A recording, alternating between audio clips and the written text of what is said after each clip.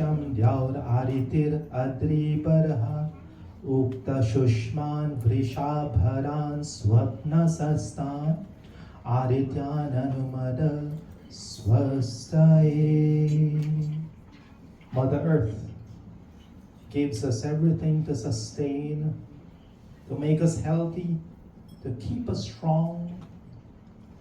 To Mother Earth, we thank God for Mother Earth. And all of us here, we commit to doing what we need to do to take care of Mother Earth. My dear brothers, sisters, my fellow souls, Namaste. Just a quick something before I get into the substance of my pravachan. Do you remember the days in Guyana when we used to celebrate Raksha Bandhan? The things we used to do that brings us together and used to keep us together, and those are the things we seem to have moved away from. Do you remember? Ye Rakhi Bandhan hai aisa, Ye Rakhi Bandhan hai aisa, Ye Rakhi Bandhan hai aisa, Ye Rakhi Bandhan hai aisa. I thank God for these two sisters who are celebrating their birthday with us today, my sister Chandran and my sister Swasti. Jaise Chanda aur Kiran ka, Jaise Badri aur Pavan ka, Jaise Dharti aur Gagan ka, Ye Rakhi Bandhan hai aisa, Ye Rakhi Bandhan hai aisa, Ye Rakhi Bandhan hai aisa, Ye Rakhi Bandhan hai aisa. Compares the love between brother and sister to the cloud and the wind, the moon, the earth and the sky. Such strong love, and I ask that among your families, let's not get away from these traditions that keeps the family bond strong. If you're close by and you can celebrate Raksha Bandhan, still continue to do that. And I wish my two sisters, again, happy birthday. So in all my pravachans, I always focus on leaving you with a simple takeaway message, something that if you were to do, it can be life-changing. So, many times you're here and you heard me say and use this expression that stop giving pain out to the universe. And some might be wondering, what does Pandijag mean? What do I mean when I say that? So let's talk about this a little bit. First, let's explore this word karma.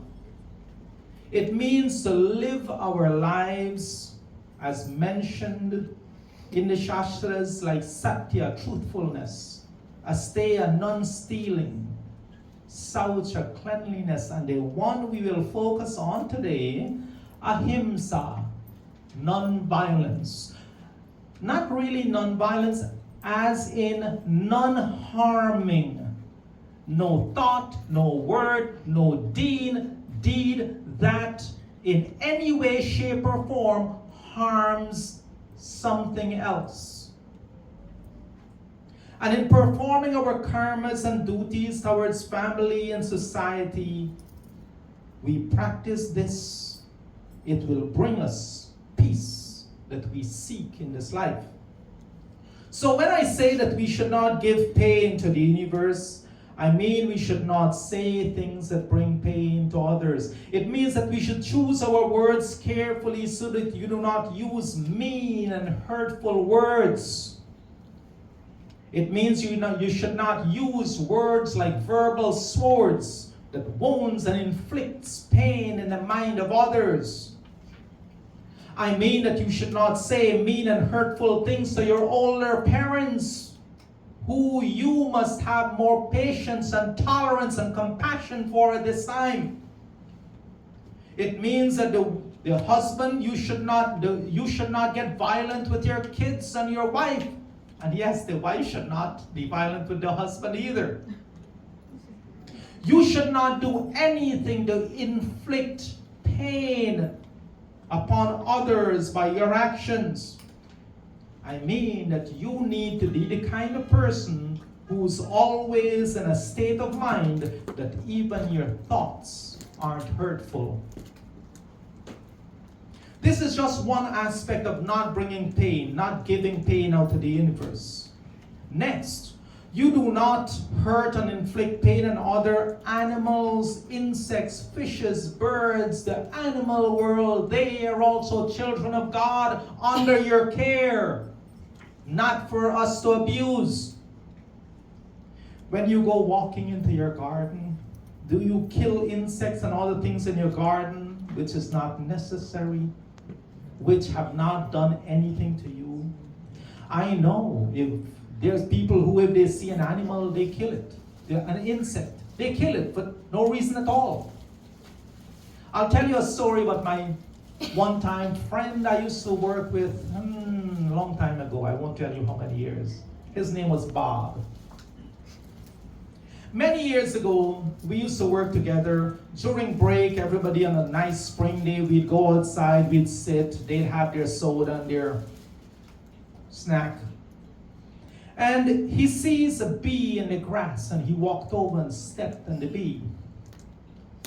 Now, I have not lost my cool in a long time. And this has been a long time ago, and I must admit, I did get upset at him. That was 35 years ago. We were actually really, really good friends. Now, I got upset, I pushed him. I says, what's wrong with you? Why did you kill it? He turned to me and says, Chad, what's wrong with you? It's only a bee. To which I said, no, Bob, it's not just a bee, and I walked away. Later that day, Bob came to me and he asked me, he said, Chuck, I don't understand why you got so angry at me. Then I explained, I said, Bob, the bee was a simple creature of God, trying to be the best bee it could possibly be. It was flying around looking for sustenance. You had no right to take its life. It was not bothering you. And then I explained, I said, Bob, that bee was living up to its potential as a bee. Tell me how many people you know that live up to their potential as humans. And with that, Bob got very quiet and he left. He walked away. Now, I'm the person that if I see a cricket or anything in the building, I would scoop it up on a piece of paper and walk it outside. Guess the next day, who was doing that? Bob was doing that. You see, Bob did not understand before the universal principle of life, but when I explained it and he understood this aspect of killing and giving pain, he changed. How many of us have changed? How many of us do this without thinking about the pain we give to other things? You know, Bob became more Hindu than most Hindus I know. He started asking for recipes for chana curry and everything because he did not want to be responsible for the pain of anything else. That was my friend Bob. He was a Hindu who did not know he was a Hindu. You see, we're all born with the ability, the potential to follow along a pure divine path. If we do so or not, that is our choice. So the 5 daily duties, we hear about this often. How many of us know the 5 daily duties of an Aryan? Brahma Yajna. I won't go into detail for lack of time. Deva Yajna, Pitri Yajna, Atiti Yajna, and Bali Vaishudev Yajna. When I do yajnas in your home, a lot of times I take the time to do Bali Vaishudev Yajna, where we acknowledge the different life forms of God, and we acknowledge and we in our minds make this commitment to help all other life forms and everything else. You see, what kind of pain are you giving out to the universe? What kind of pain are you responsible for? That is what I'm asking of all of you today. If you do not directly kill other things, is your killing being done for you? Is someone else doing your killing for you? Anyone remembers George Bernard Shaw? He responded to someone who says he looked good for his age. You know what he said? He said, I look my age. Other people look older than they are. What do you expect from people who eat corpses? I don't mean that in an insulting way, but he knew what he was talking about. A pretty frightening statement. So let's imagine that you're doing something you absolutely love. I love sitting out in the backyard, lighting my fire pit, roasting corn and eggplant. So imagine you're sitting around in the backyard and you have your fire pit going. And you see this insect live and crawling around, and you pick it up and you put it in the fire.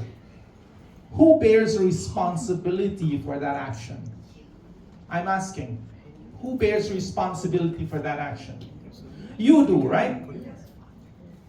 No one else but you. Bhagavad Gita tells us about the divine which is within. Ishvara sarva bhutanam hriddeshe aruchana tishtati brahmayan sarva bhutani yatra arudhani mayaya. The divine dwells within the hearts of all living things, O Arjuna. All living things, not just humans. Based on your past karmas, God has given you the body that you deserve. The divine is seated within this body of yours. You are currently determining your future life by how you live your current lives. Karma. See, here's the thing. You are the doer, and you are the receiver of the actions that you do. What you do, the response, you are either going to get rewarded or you're going to pay consequences. When you give you heard me say this many times, you give love, you get love. You give hate, you get more hate. You give compassion, you get compassion. You give money, you get more money. And that is something we fail to understand. We penny pinch. We do not give those who needs. We'd rather hoard it all for ourselves. But the more you give, the more you get. Try that. Don't let an empty hand stay empty. Give them money. And see how that money comes back to you. But when you give suffering, you get more suffering. And when you give pain, you get more pain. Yes, pain. If you're giving pain to another creature of God, you're giving pain to the universe. That pain eventually comes back to you. Now let's say you have somebody else doing your killing for you. Let's say you're sitting right in your backyard now, and you tell this innocent child, hey, pick that insect up and put it in the fire. Now who's responsible for that suffering? You are. You have directed somebody who do not know any better to do something for which you shall pay the consequences. Now, I hope nobody here. Dee and I, we walk around at 4 o'clock, I work out, we get up, we go and we take the dog for a long walk. There are these people who have the bug zappers outside their house. It's going on all the time. Killing the innocent bugs, trying to live their own life. And I'll tell you this, I know intimately a few families that has these things. It is not a coincidence that every family that has one of these bug zappers that kills thousands and thousands of creatures, every family has some kind of physical condition, some kind of illness. They're suffering from something. The pain we give out to the universe comes back to us. We torture, we give out all of those kind of pain. We kill for no reason. Now I will ask you this. I have people at work, they do this thing called sports fishing. They catch their fish and they release it. So I tell them, I says, yeah, you know what? Give me one of those hooks. I'll hook it in your mouth and then I'll take it out and I'll let you go. What do you think then?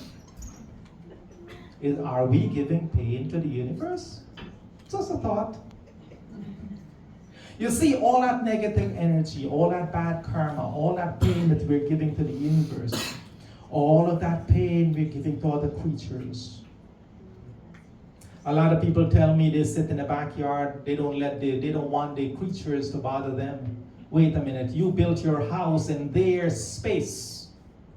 You want not to be bothered, stay inside the house. When you come outside, you have to tolerate all the creatures of God. It is that simple.